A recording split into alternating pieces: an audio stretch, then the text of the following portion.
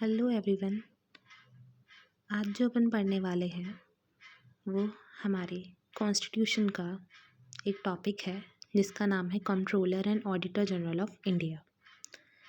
इसके बारे में अगर मैं आपको बताऊं तो ये हमारे कॉन्स्टिट्यूशन के पार्ट 5 आर्टिकल 148 से लेके 151 के साथ डील करता है।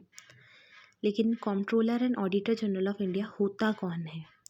ये पहले तो हमारी संवैधानिक बॉडी है, बोले तो constitutional body as well as independent body है जो हमारे कॉन्स्टिट्यूशन में बनाई गई थी।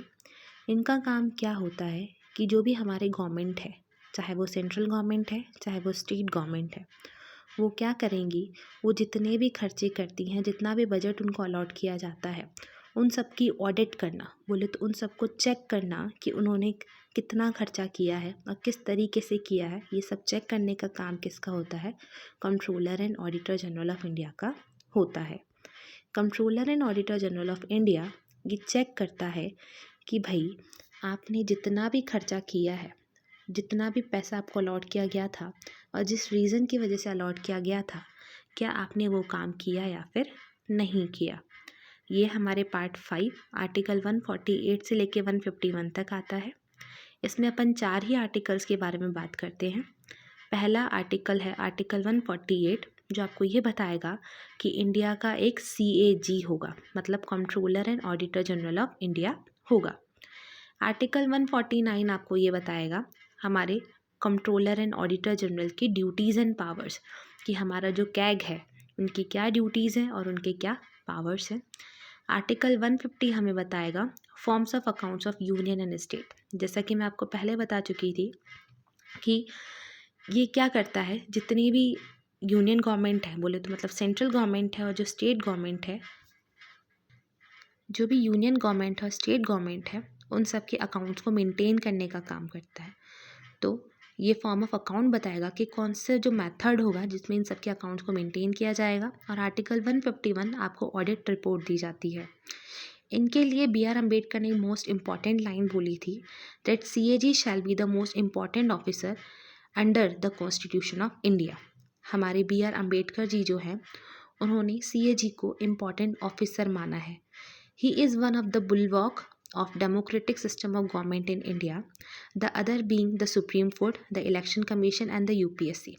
देखिए, जैसा कि आप जानते हैं कि हमारी 3 बॉडीज़ होती हैं, एग्जीक्यूटिव, लेजिस्लेटिव एंड जुडिशरी। उन सब के कुछ पिलर्स होते हैं, कुछ हेड होते हैं।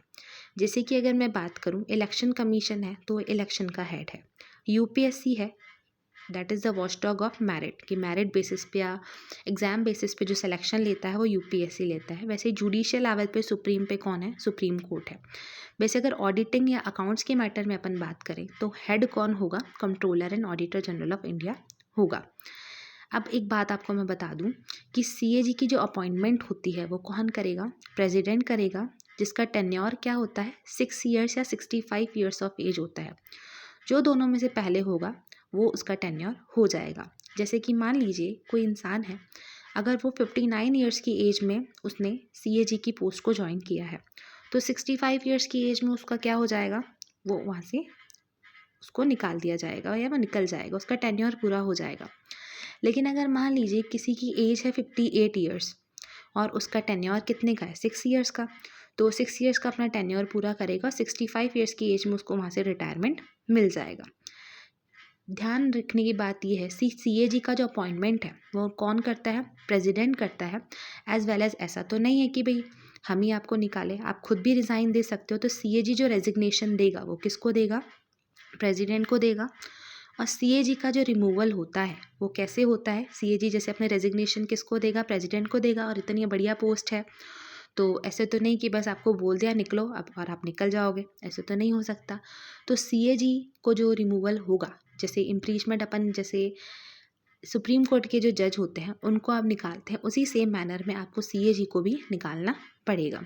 एक इम्पॉर्टेंट बात इसमें ध्यान देने वाली ये है, जो आपके क्वेश्चंस में भी पूछा जाता है, that CAG is an agent of parliament, he is the only responsible to parliament. जैसे जो आपने पढ़ा होगा कि जो गवर्नर है वो सेंट्रल गवर्नमेंट का एजेंट होता है, वैसे जो CAG है वो किसका एजेंट होता है? पार्लियामेंट का एजेंट होता है।